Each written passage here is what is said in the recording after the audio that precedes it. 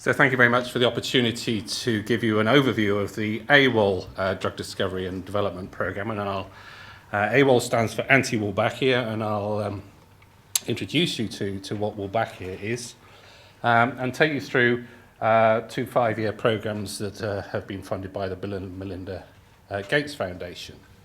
So the neglected tropical diseases we're targeting are onchocerciasis and lymphatic filariasis, responsible for river blindness and elephantiasis. And these are some of these NTDs which rely on, in the case of onchocerciasis, just a single drug, ivermectin, which was just recently mentioned. And so this is obviously a high risk, and there is evidence that ivermectin is, or the parasite is developing resistance to ivermectin. So there's a real need for alternative treatments for both of these diseases. And this is, I think, a unique approach to treating a disease where instead of directly targeting the parasite itself, we are targeting an essential bacterial endosymbiont. So rather than using typical antihelminthic drugs against these parasites, we can now turn to the much larger field of antibiotics to see if any of these can be used successfully against the filarial nematodes. And here I've just summarized some of the essential biological processes that Wolbachia provides to the nematode. The first is that it's essential for larval development and embryo development. So areas where, or parts of the life cycle where you get rapid and extensive growth of the parasite depend on the presence of this bacterium. And you can see on the right there are some larval stages which we've removed Wolbachia from with antibiotics, and they're stunted and arrested. They will not develop into these large filarial adult worms. And these adult worms are a bit atypical for a nematode in that they live very long. So they can live for 10 or 14 years, whereas a normal adult nematode will live for a year or 2. And this longevity, again, appears to depend on the presence of the endosymbiont. And if we eliminate the endosymbiont, rather than living for 10 years, they'll die after a year or 2. So this gives us a very good macrofilarocidal activity, which is something which has been very difficult to develop against these diseases. Another thing that Wolbachia does is drive some of the inflammatory disease pathogenesis. So by getting rid of them, we can improve disease at the same time. But principally it's a macrofilarocidal, the ability to kill these adult worms. And nearly 10 years ago now or more, we have done clinical trials with a course, 4 to 6 week course, of the antibiotic doxycycline. This is very effective at getting rid of the Wolbachia. It sterilizes the adult worms, it blocks transmission, and importantly, it kills the adult parasites.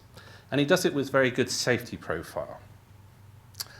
Because, I'll mention in a minute, if you kill the adult worms or the microfilariae very rapidly, you can get some severe adverse events, which are a barrier to the expansion of some of the existing drugs in MDA programs. But the reason we can't use just this simple, cheap antibiotic in existing mass drug administration approaches is for filariasis, this is a relatively long course of treatment. Clearly not very long if you were comparing it to HIV or TB, but where we're used to a single dose delivered on an annual basis, then this is perceived to be a barrier to implementation. And of course, with this class of tetracycline, we cannot treat pregnant women or young children.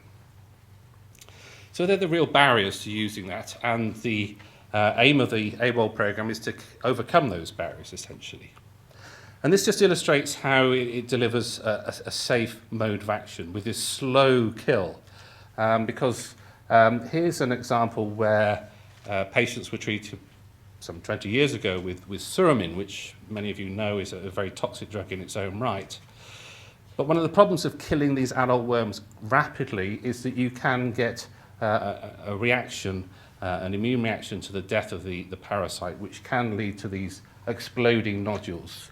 Or in the case of lymphatic filariasis, where the parasites are in nests within the scrotal lymphatics, you can get scrotal inflammatory lesions. And I assure you, these sort of adverse events are not good for compliance. The other major safety issue is with another filarial parasite, which is on the right, called lower. And this currently prevents ivermectin being used in much of Central Africa, because in this case, they have very high numbers of microfilariae circulating in the blood. And if you kill those rapidly, as you can do with ivermectin, then you can get them blocking the capillaries of the brain and developing encephalopathy. So you get severe and fatal adverse reactions. And this is, as I say, a barrier to the expansion of ivermectin-based programs in Central Africa.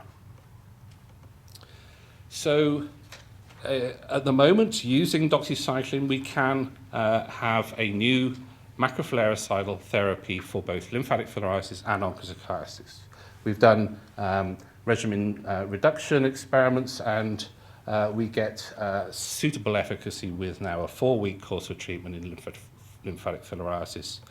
And importantly, we can halve the dose. So this is a dose which is typical for prophylaxis for travellers to avoid malaria, and this will be typical for the treatment of acne, for example. We can use it in areas where there's lower without any antihelminthic drugs. It's effective just delivered on its own.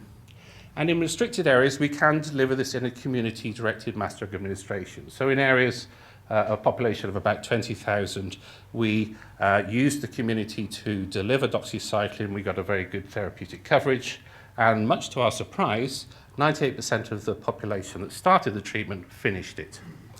And the reason for that was they felt good. Their skin started getting better, and they felt more energetic and better. So that's a very good way of ensuring adherence to long-term treatments. And what are the key benefits of having a macrofilariacide? You probably know that the programs for onchocerciasis and lymphatic filariasis are probably among the more successful of the anti-D programs. But there are still some barriers to reaching the ambitious targets set by the World Health Organization in terms of elimination by 2020. So the programs are very long-term. With ivermectin against onchocerciasis, you have to give it annually or biannually for 20 years or more. So delivering this in these communities is a real challenge. As I said, we need an alternative treatment in the event of reduced efficacy or the development of resistance. We urgently need an alternative to treat patients in co-endemic lower areas to avoid this severe adverse event.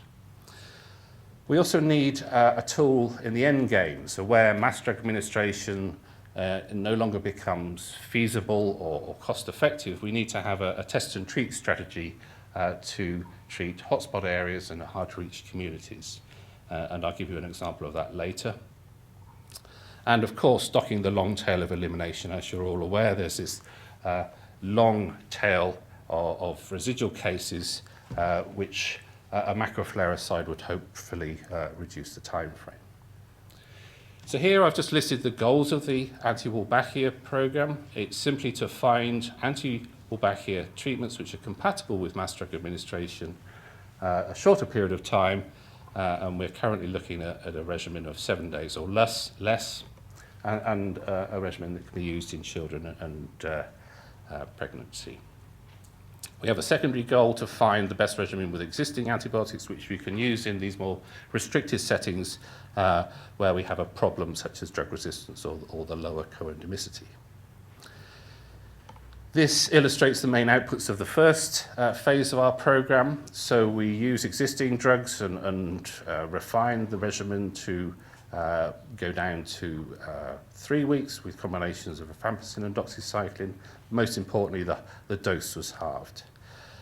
We did a lot of screening of both registered drugs, focused libraries from pharma, and diversity library screening, which generated a number of registered lead candidates, some focused lead candidates, and some more diverse candidates which are progressing in our pipeline. We've collaborated with a large number of pharma partners who have provided focused drug libraries. So this is where we've given them a list of essential genes that we think are important to Wolbachia, and they've sent us compounds which they think are going to be effective against those targets. And we've also had a large diversity library screening activity, and most recently we've acquired the MMV box to screen against Wolbachia as well. The starting point of our screen is actually an insect cell line which is infected with Wolbachia. Here we use the operator and high content imaging system to use texture analysis to evaluate the elimination of the bacteria from the cell. Recently we've been transferring this assay to AstraZeneca to develop it into a real high throughput capacity supported by the WIPO initiative.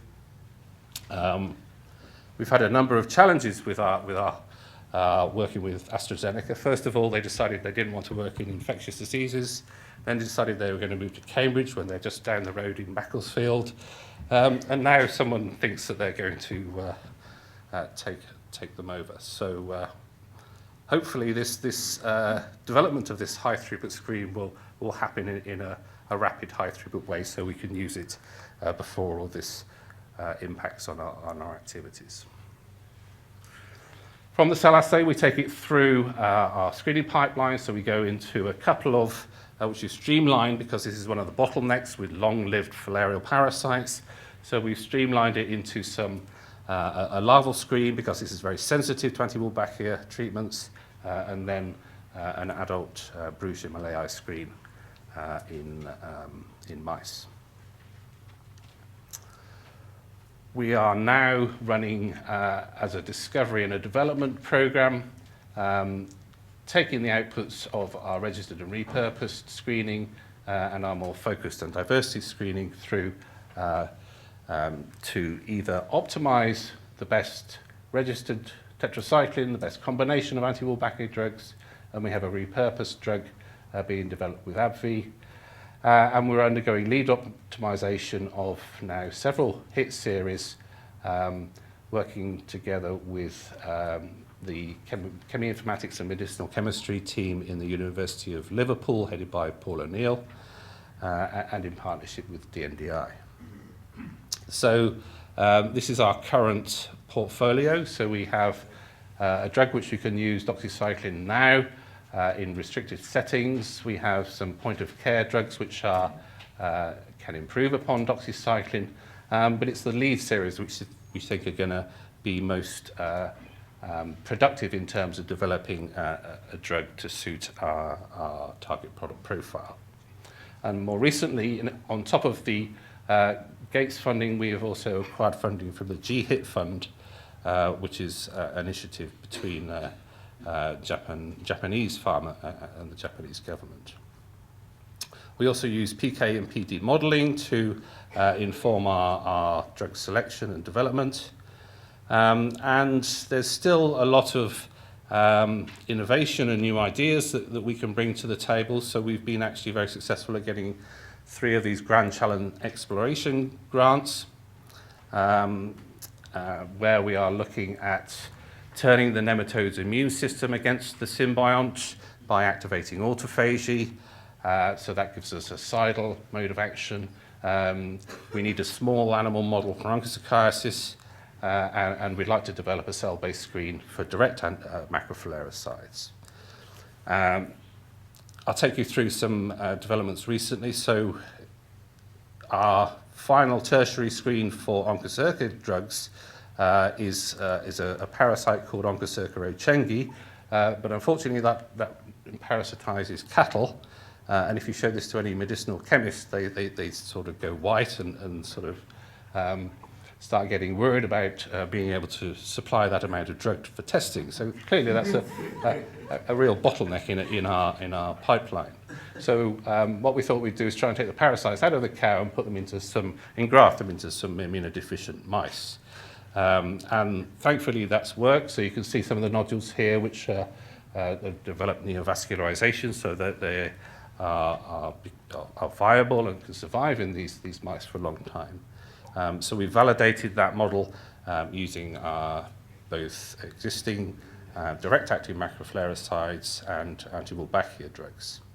The other problem is we need a counter screen. Remember, lower is going to be a severe adverse event, a potential driver of severe adverse events if you have a rapid activity against the microfilary. The problem here is that lower models are even more challenging to work with. So we have mandrills and baboons, which are the only current models that we can use. And again, we've exploited immunodeficient mice, and we can take parasites and infuse them into these mice. So now we have a mouse model which we can screen against these microfilary. So as we stand today, this is we can use doxycycline as a macrofilaricidal under restricted settings. And we hope to have second generation and third generation drugs coming online to slot into the program as it moves towards the end game, where the need for a macrofluoricide will become more important. It's already been adopted, this approach, by the programs. So the Onchocerciasis Elimination Program of the Americas is using doxycycline in some of their residual areas. So in the north of Venezuela, they're treating patients who still have persistent infection. And in the Amazon area, the Yanomami Indians, these are a nomadic tribe which wander around the Amazon jungle and are challenging to give ivermectin to every year. So they're being brought to health centres and being given a course of doxycycline to accelerate the ability to eliminate these and lead to certification of elimination in the Americas. It's also been adopted by the African Programme for Onchocerciasis Control last year at their Joint Action Forum. So here's a map of where you get lower in Central Africa, most of the forested regions, because it has a vector which lives in the canopy. And these are currently restricted from widespread ivermectin distribution. And so it's about identifying where we can deliver this alternative approach in these restricted areas. One of the added benefits of using doxycycline, which we hadn't previously considered, was it has an anti-disease activity. So in addition of getting rid of the adult worms, individuals that have clinical disease show improvements. So if you read all the textbooks, this is an irreversible, untreatable condition. So the textbooks are now wrong. And we can use this as a new morbidity management tool for patients suffering from elephantiasis in MDA systems. So I'd like to thank by acknowledging all of the team working in the A-WOL program and many of our partners in Africa doing all the clinical trials, but also in Liverpool with Steve Ward, who's our pharmacologist and driving our discovery, and Paul O'Neill, who's responsible for the medicinal chemistry. And finally, thanks to the Bill and Melinda Gates Foundation for their vision in recognizing the need for a macrofilaricidal drug.